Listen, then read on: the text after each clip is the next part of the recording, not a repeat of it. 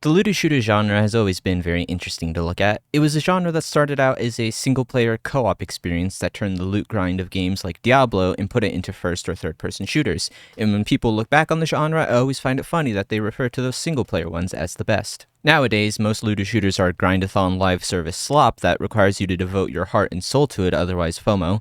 The greatest enemy to the weak-willed will start to rear its ugly head around. To play devil's advocate here, though, I can see why looter shooters evolved to be this way.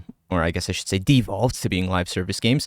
Third and first-person shooters have always been one of the biggest genres in gaming, and a shooter that's designed to be endless sounds like fucking El Dorado to any suit that deserves to be stabbed. With that being said, though, I hold the opinion that despite all these live service grind machines that have been released over the years, none of them have come even close to the game that pioneered this genre, Borderlands 2. Borderlands is by far the most important game in the entire looter shooter genre. While Borderlands didn't technically invent the genre, because I guess that would go to Hellgate London, Borderlands is the one that popularized the genre and made it mainstream. It really doesn't matter who made it first, just who does it best. The first game certainly had its problems. The loot looked too similar to one another, its compass was doo-doo, the main villain was kinda crap, and the final boss was probably the worst in the whole game. The game was still amazing though, loot was actually noticeably different and not that 3% more fire damage nonsense. It was a really funny game. I still believe that Borderlands is a hilarious franchise, one poorly written game and everyone acts like the series was always bad. It's a shame the internet is filled with history revisionist contrarians who thought the newest version of Rick and Morty was unfunny, so anything in the past decade that was slightly similar to it is instantly bong water. Borderlands 1 to Tales of the Borderlands is comedy gold, and I will die on this hill. I'll give it to you that 3 Wonderlands and the new Tales are pretty bad, but any attempt to say the same about the ones that came before it just makes you look like an ass. Well, that sure looks like the capacitor I was looking for. Hey, side question. Is it weird when I notice the moment you pick something up? Did you know I can see you in the bathroom? Wait, was that weird?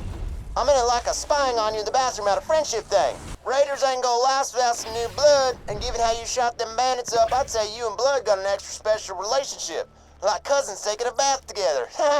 Oh. Borderlands 1 was a good game, despite its flaws, but where things get truly interesting is the release of its sequel, Borderlands 2. Now this game is easily in my top 3 favorite games of all time, up there with Bloodborne and Persona. When I played it for the first time as a kid, I didn't understand the loot aspect of the game, and when I found my first TDR pistol, I just kept using that thing, not understanding why I was doing no damage in the late game. The story improves upon the first in almost every way, like actually introducing the villain at the start of the game and giving him a clear motivation. To this day, I still couldn't tell you what Commander Steel was actually all about. The loot of Borderlands 2 was wildly different from 1, actually giving each manufacturer interesting gimmicks and their own weapon styles, making them easily distinguishable from one another. In the first, they just had like stats that were better than the others, but now 2 introduced things like Hyperion's reverse recoil, Vladov's full auto on every gun, and Jacob's firing as fast as you can pull the trigger, stuff like that. Maliwan remained the same across both games, so this is because they are without flaw. The legendaries of Borderlands 2 are iconic. Most people can easily recognize weapons like the Infinity, Conference Call, and Unkempt Herald. 2 went quality over quantity though. They still made useless gimmick weapons, but they were mostly regulated to the blue rarity unique category. Now I could go on, but I think it's time I talk about what this video is really about, which is why Borderlands 2 is better than any looter shooter that has come out and probably will ever come out. Now, in case you don't have the time for this video and want a TLDR, I lovingly went and made this tier list for you. To everyone else, sit down and prepare to get ready to hear some proper whining. Now let's start within the Borderlands sphere and talk about Borderlands 3. Borderlands 3 made a ton of improvements over 2. I'm not so in love with 2 that I can't see that. The extra weapon gimmicks like Hyperion's shields, Jacob's ricochet on crits, and Maliwan's dual elemental guns are fantastic and a great evolution of the formula. Sliding and mantling are nice quality of life changes that make things feel smoother, and vehicle customization is neat even if it becomes useless in true Vault Hunter mode.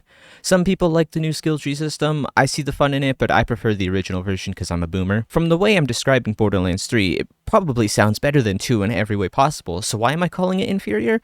Well, firstly, its writing is worse in almost every way. If I had $1 for every time they tried to make a Borderlands 2 callback, I could bribe the reviewers to rate the Borderlands movie higher. Borderlands 2 understood something that I think a lot of people take for granted. Its tone. Spoilers for Borderlands 2, a game that came out in 2012. After Roland freaking dies, which is about the halfway point of the game, it's played almost completely seriously with the exception of Brick giving some comic relief, which is fine so long as he's the only one doing it. Jack, the funny villain who says things like butt stallion and bad pretzels, finally snaps and quits his carefree funny guy act and goes full psycho. Fun fact, in the main story of Borderlands 2, Jack only tells a single joke after Roland and Angel die, and in my opinion, I thought it was absolutely hilarious. Hey buddy, it's me Roland. Let let's kill Handsome Jack and then we'll all go out for milkshakes. No, I'm just playing. He's still really dead. Grabbed his echo unit when I left. Just wanted to tell you that Lilith is doing a bang-up job charging the vault key for me. The warrior will be awake in no time. Secondly, while the overall loot of 3 is good, the legendaries give me a migraine. There are far too many legendaries in the game, lowering their overall value, and to be honest, most of them are kind of garbage. Remember how I said 2 had trash gimmick weapons, but they were in their own category? 3 is very bipolar on when it wants to do this. Sometimes they'll go in the blue rarity, or sometimes they'll make them a legendary, wasting space in precious loot pools that could actually give me something useful. Also, sometimes they'll just make them purple for no other reason than variety, I guess. Now, my absolute biggest fucking issue with 3 are its boss battles, which make me physically violent. If Borderlands 4 has any more goddamn bosses with invincibility stages, I'm gonna mail a dead rat to Gearbox. Just let me kill the boss and move on with my life. I touched on it more in this video, so go watch that because I have to keep talking about this. I'm going to cry. Now that I've gotten that out of my system, let me explain to you why Destiny 2 is ass and why you and me are stupid for playing it. And in case you try to refute my claim that Borderlands 2 is better than Destiny 2 by showing me its player count, so therefore it must be better, allow me to remind you that on average 49% of Americans vote Democrat, so what's your point? I'm gonna get my biggest frustration out of the way and say that Borderlands 2 is better than Destiny 2 for the sole purpose that Gearbox hasn't removed paid content from the game. These greedy douchebag thieves had the gall to remove Warmind and Curse of Osiris, even though they were paid expansions. Yeah, they were kinda dookie, but they were still paid and no compensation was given in return. Am I the only one who wonders why this is legal? Is this not considered thievery? It was a good that was purchased and was taken away from me without my consent. Why does it feel like I'm the only one upset about this? And it seems somewhere along the way, Bungie got lost in the sauce and started deleting their own workforce as well. And the same goes for seasonal content. Maybe I don't understand how Destiny's dog water loot system works, but I paid for a season pass a couple years back, and the armor that came with it just can't be earned anymore. I can't even pull it from the loot archive or anything like that. If I hadn't unlocked a transmog for it, which is itself minus points for being the most dogshit transmog system in gaming history, then it seems I just would have lost the armor forever. It wasn't even particularly special or anything, but I paid for it and I just couldn't get it anymore. If removing gameplay content wasn't enough, there's also the removal of story in the game as well, making me wonder how they expect anyone new to get into this game. Fun fact, Cade's death isn't in Destiny 2 anymore. As far as I know, you cannot play the mission where Cade is killed. All you get is NPCs reminiscing on when Cade died. Remember the Red War, Destiny 2's original campaign? Is that even in the game anymore? Because I'm not sure. Another fun fact, the story reason for how the Guardians were able to get inside the Traveler for the final shape was in seasonal content that no longer exists in the game anymore, making the opening cutscene of Crow with the monster I'm not going to try and spell out in the script really awkward since you're given very little context and you can't even go back and view said content unless you go on YouTube. And say what you will about Borderlands story, but at least it's in the game for you to view at any given moment. Destiny's loot is unreasonably frustrating to work with. How many stats and perks does your gear need to complete a build? Let me just say, I really hate build crafting in Destiny. I hate god rolls. The very idea of them sends me into a fury. Borderlands has god rolls, sure, but they were never necessary for your build to work. They were just there if you had nothing better to do and wanted to min-max. In Destiny, a weapon is either S or F tier depending on the random perk rolls it gets, and I just don't have time for that nonsense. Either give me the weapon and it functions as is, or don't give me squat. Grinding already takes forever in Destiny since you have to play through whole missions, whereas in Borderlands 2, you can just fast travel straight to the boss, kill it in 2 seconds with Bore, rinse, repeat. Comparing weapons is weird since you're not even comparing their stats but their random rolled perks which make or break it.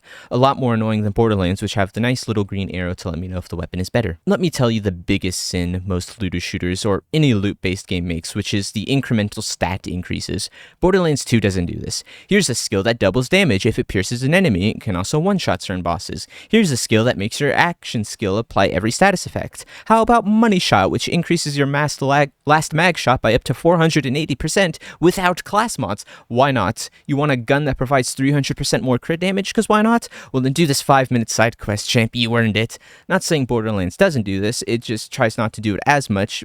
it does when you get to the OP levels, but it tries to make upgrading your gear seem more significant, and it definitely succeeds more than all the other slop. Lastly, I want to talk about The First Descendant, mainly because it's the newest game in the genre. I'm not going to bring up The Division because I only played the first one back when it came out, and the only thing I remember about that game is when using cars as cover, you can close the car doors, and there's an achievement for doing it. No Anthem either because that game is super dead, and I'm not bringing up Outriders because no one is bringing up Outriders. So how is The First Descendant as a looter shooter?